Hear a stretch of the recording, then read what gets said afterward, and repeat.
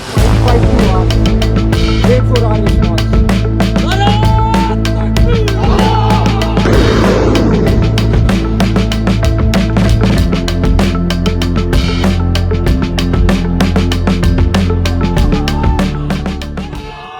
Ngasi phongkiba tongan-tonganba pauche-singdagi lokhatchaba maruoiba pau khara sandokna pijari. Ahanbada Operation Sindurgi manung channa Pakistan gi drone attack ta sokpadagi laikidraba BSF ki jawan Deepak state ki thakta aroiba ikai khumnaba utkre. Indiana Pahalgram terror attack ki mayokta chathakiba terrorist singi mathakta Operation Sindurgi manung channa Jammu amadi Kashmir gi RS pura area da laiba Khorkhula border outpost ta mathok taduna leiringaida khut thongnabagi thodokta aruba pibamna sokpadagi laikhidraba Suba Border Security Force BSF ki General Duty Constable GD Chingakam Deepak Sahi Kunmanga ngarang Akanba Indigo ki flight amana Imphal International Airport ta puraktuna state ki thakta ikai khumnaba utkre laikhidraba Chingakam Deepak ki thawai yaudra bhaksang adu malomda leiba International Sports Airports Hack Europaga State asigi Governor Ajay Kumar Bhalana Lusingduna Chief Secretary DGP BSF ki Lusingba Singh Police amadi Civil gi makok thongba Singh amadi imung manunggi miyoi singna awang mathakta ikai khumnaba utkhibaga loinana laikhidrabagi imung manungda Manipur State ki Governor Ajay Kumar Bhalana lupa lakh tara gi ex gratia piragani lauthokre.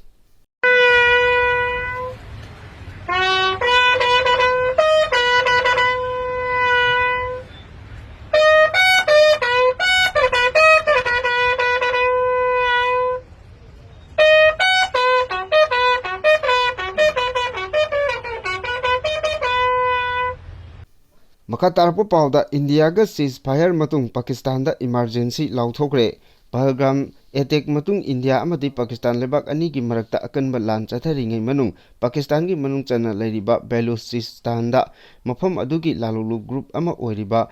Baloch Liberation Army na me tarada Army gi camp yankhai thoida attack chathaduna Mongochar city loksinduna independence lauthokre loinana UN dasu peace copy sing force thartuna independent country ama oina recognize tongnaba taksinkre masina Pakistan manungda achoba irang mayoknare amaromda Pakistan amasung Indian lebak ani gi marakta ceasefire lauthokduna Nongmei Kapnaba amasung air strike tawbagi thabak punglep lepkhrabasu Indiana chathagiba surgical strike aduna Pakistan gi military air base kaya Sauna amangata thokpadagi lebak aduda emergency lauthokre source amana haribana Operation Sindurgi manung channa Indian Air Force na me tarada chathakiba air strike ta military site tarama thoigi mathakta sauna amangata thoki Rafiqui Murid Nur Khan Rahim Yar Khan Sakir Junior Parur amadi Serial Court ki air base sing pak channa amangata thoki airport sing asigi runway singda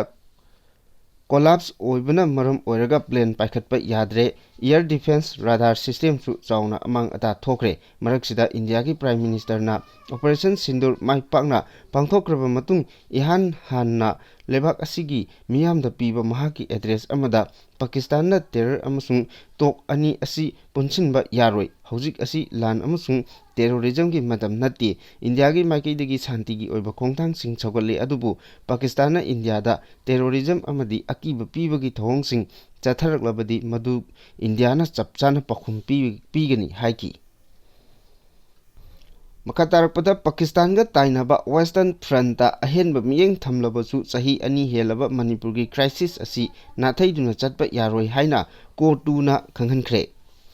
Laibak asida Pakistan ga tainaba Western Front ta lairiba phibam asida ahenba miyeng thamlabasu sahi ani helaklaba Manipur gi crisis asida center lengakna nathaiba yaroi haina Committee on Tribal Unity Govt.Da na sinduna pangthokiba Kuki-Zo singi mifam amana hairi Kangpokpi district ki manung chanba Sadar Hills ta Kuki-Zo single loinana Kuki Lalolup United People's Front UPF Kuki National Organization KNO yauna pangthokiba mifam amada Kuki singi oiba political solution gi matangda khanaki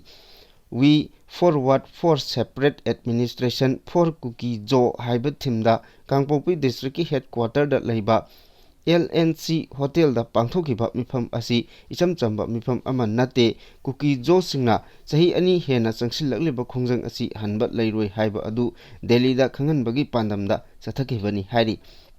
Committee on Tribal Unity Kotuna Sinduna pangthokiba mifam aduda irangna sogalaba Kuki Singbu resettle toba yauna separate administration ki matangda khanaki hairi Makatarpa Pauda China na Pakistan da misang changdaba haibasi India ga afaba mari thamningli haibani haina tharurna phongdoragli India amasung China anigi marakta India na terrorist ki mayokta changsinba operation Sindur da maram oiraga lan gi phibam da lagliba asida China lebak na Pakistan gi misang phongna changlaktaba haibasi India ga China ga lebak afaba mari thamningli haiba utpani haina Congress ki lusingba Sari Tharurna Phongdokre mahana makata na hai technology khakta natana India amasung Pakistan gi marakta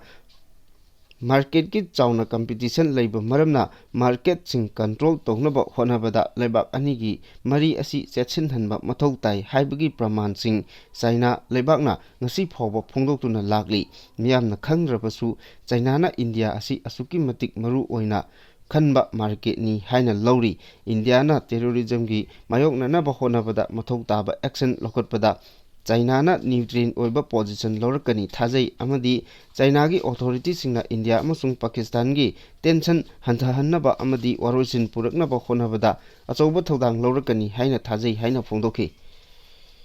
PM Modi amadi PM Sharif loksing leiba lusingba singni haina malemgi sakti leiraba lebak singna singthanarakli India gi Jammu and Kashmir da leiba Pahalgram da terrorist singna chatharakiba terror attack da micham kuntaruk hatkraba matung India na terrorist singi mathakta lokhalakba operation Sindurna maram oiraga India amasung Pakistan lebak ani gi marakta akanba lanjau thokba yabagi phibam lakpana maram oiduna tongan ba international forum singdagi lebak ani da shanti puraknaba appeal tawrapagi matung inna India amasung Pakistan ani gi marakta lalgi phibam manba mawongda attack chathanaba asi tha asigi tarada ceasefire agreement tawnakiba adubu malemgi sakti leiraba lebak singna Prime Minister Narendra Modi amadi Prime Minister Shahbaz Sharif na Hariba miyoi ani asi tungi khanba loksing leiba lusingba singni haina singthanarakli India amasung Pakistan ceasefire tawnabagi khongthang lokalakliba asida United States ki President Donald Trump na achoba thodang lokhi amadi G7 lebak singi ikuidana phamkiba mifamda India amasung Pakistan lebak anida ceasefire tawnanaba amadi tungkoina shanti leinaba warep kya lokraba matung lebak anigi marakta hojik attack tawnabagi chang asi hantharakli lebak anina khudakta ceasefire tawbagi ayaba pikiba adu tasengna yamna asumba khongthangni haina US ki Secretary of State Marco Rubio na singthari ceasefire tawnariba asi allied forces oiriba lebak sing maru oina the United Kingdom France US German China Russia na singwa lebak sing amadi European Union gi achetpa thajaba thamduna lebak ani asina makhata na langi wakhal thadoktuna shanti gi lambida chalhanningbagi wakhalonsu phongdokpa lepdri India Pakistan gi ceasefire gi matangda Donald Trump na mana lognaba honaribasi gi matangda wahang hangani haina Arjun Kharge na phongdokre US ki President Donald Trump na mahaki matengna India Pakistan lebak ani gi marakta ceasefire laikhibani haina claim tawriba asigi matangda lengakta wahang hangani haina Rajya Sabha gi opposition leader Malik Arjun Kharge na phongdokre India amasung Pakistan lebak ani gi ngamkhaida uriba umkhatnaba asigi hojik oiriba phibam amadi lebak ani gi marakta ceasefire yauna all political gi mifam ama athuba matamda kaunaba lengakta hairagani loinana Donald Trump ki wapham asigi matangda wahang hangani haina Rajya Sabha gi opposition leader Malik Arjun Kharge na phongdokre Pomising da ngasi wa ngangladuna mahakna hai US ki President Donald Trump na mana launaba honariba adubu Prime Minister Narendra Modi amadi Central Government na yadri hiramasi sensitive oiba maramna all political gi mifam pangthokpa matamda hiramasi gi matangda kari thokibage amadi telephone da kari wari chanakibage haibana singba singi matangda khanagani haiki नौना सरकार सेम्बगी मतंगदा cookie MLA Singh अमदी CSO सिंगा था असिगी तरामपलदा worry सानरगनी Manipur Legislative Assembly da MLA oina karakkiba kuki MLA sing amadi kuki civil society organization singa PR thamliba Manipur state ta anoba sarkar ama semnabagi damak tha asigi taramapalda kangpokpida apunba mifam ama pangthoklagani hairi hiramasi matangda thajaba yaba paw amagi matung inna pangthokadoriba mifam asigi damak sinba langba loikre loinana mifam asida hana minister oiramba Phungjangin Balte natana atai kuki MLA mapanga loinana kuki gi CSO singa ori sagani hairi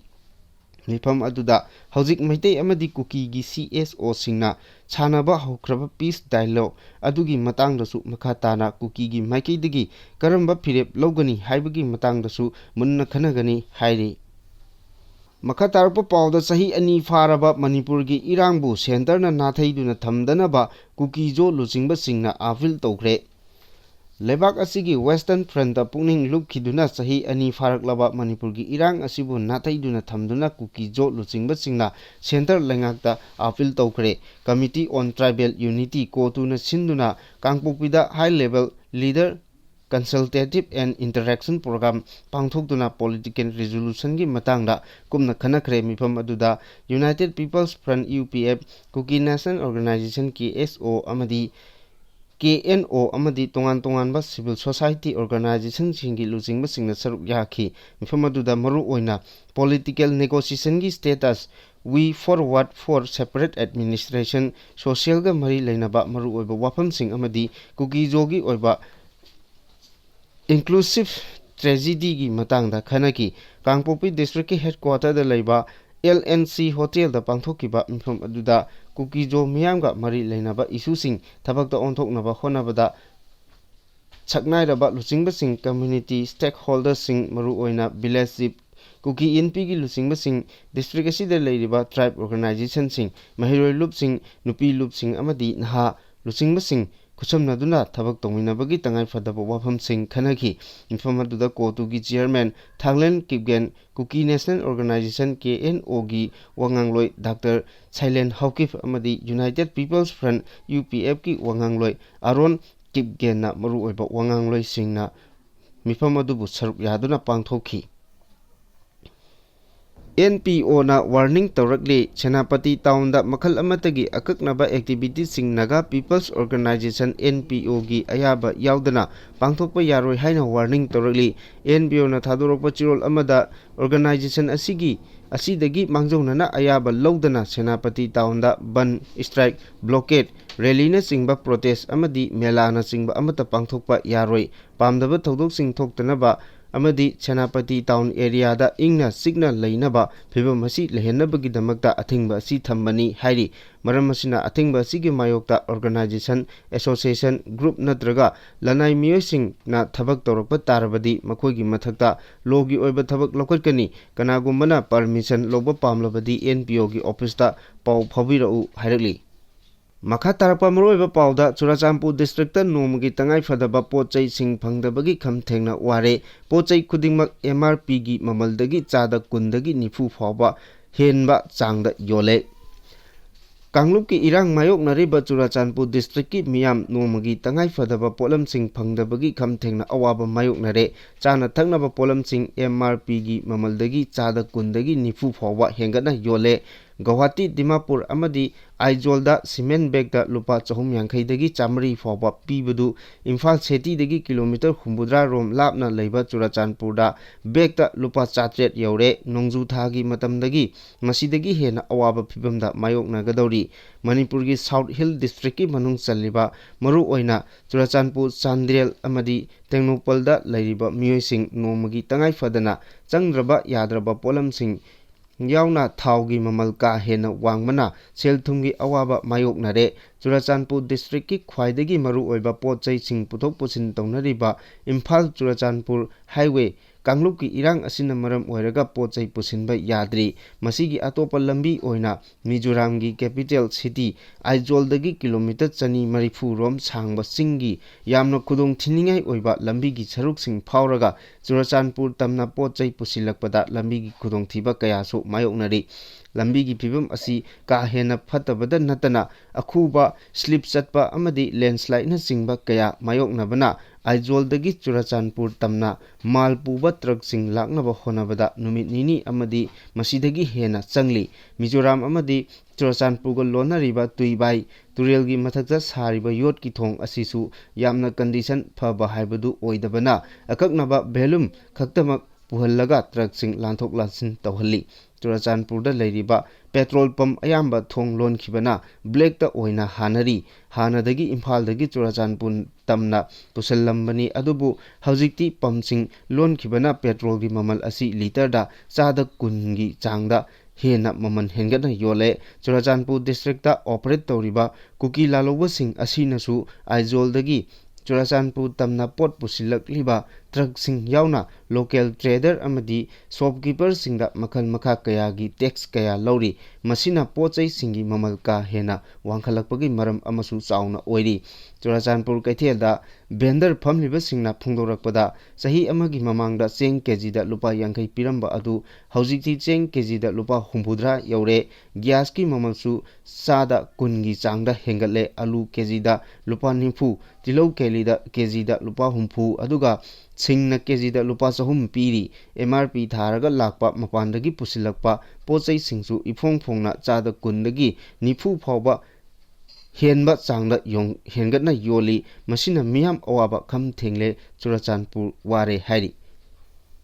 Churachandpur da lupa crore 13 henbagi drug ka konana miyoi ahum fare combined security force na ngarang ayuk Churachandpur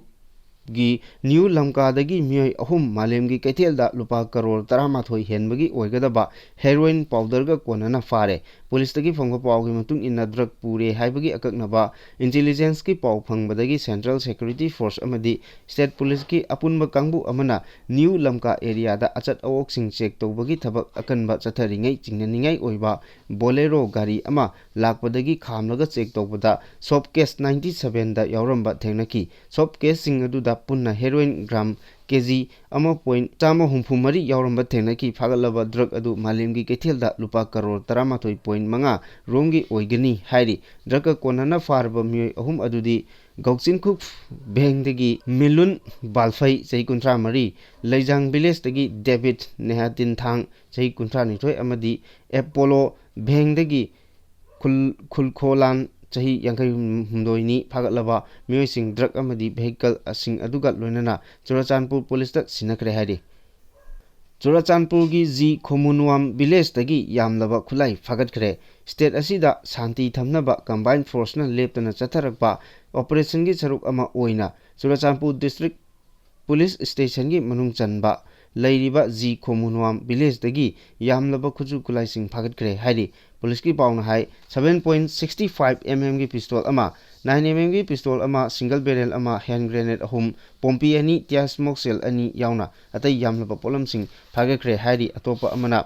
ngarang Thobal district ki Khongjom police station gi manung chanba Dhaka Brickfield maya dagi Thobal district ta miyam dagi namhaduna sel khaibada chenaba amadi kidnap tawbugi thodokta chenaba KCP PWC gi kedar ama fare mamingna Narengbam Gobind Chai Kuntranipal kowi Wangjing Lamding awang lekai digi ni hairi numerasimak tadra Manipur Kri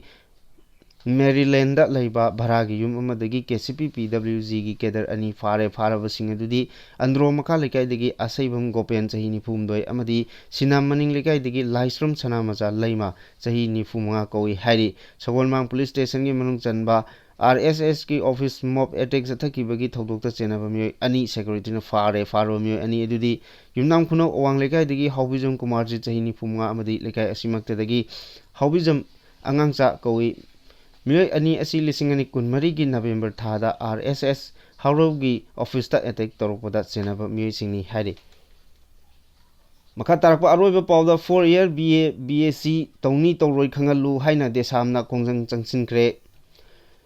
4-year BA BAC tawni tawroi miyamda khangalu NEP 2010 High Education mapung phana implement tau haiba desamna mahiroi single loinana khongjang changsinkhre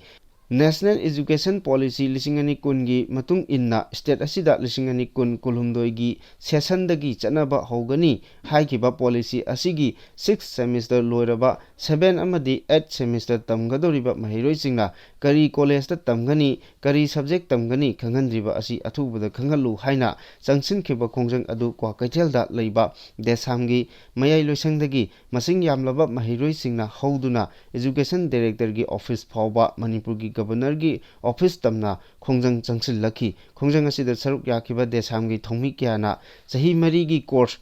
hangdokpa ngamgani natraga ngamloi athubada lauthokpiyu khongjang tawdriba makai thabak tawni tawroi khandaba lengaki wakhan chumthokpiyu mahiroi singi academic career manghanba yaroi haina thaba placard sing paiduna governor gi banglo tamna lakiba khongjat aduda Kaisampat junction gi traffic island da Manipur police na thattuna thamki tungda Manipur police na desam gi thomi nipal na saba team amana directorate of education UG Director go unaduna hiram asigi matangda wari chanakhre Directorate of Education UG Director go unaruraba matung thoklaklakbada desamgi President Mayengbam Somorjina Pomi singda phongdokpada National Education Policy 2010 asi state asida college education su 2012 kulumdoi gi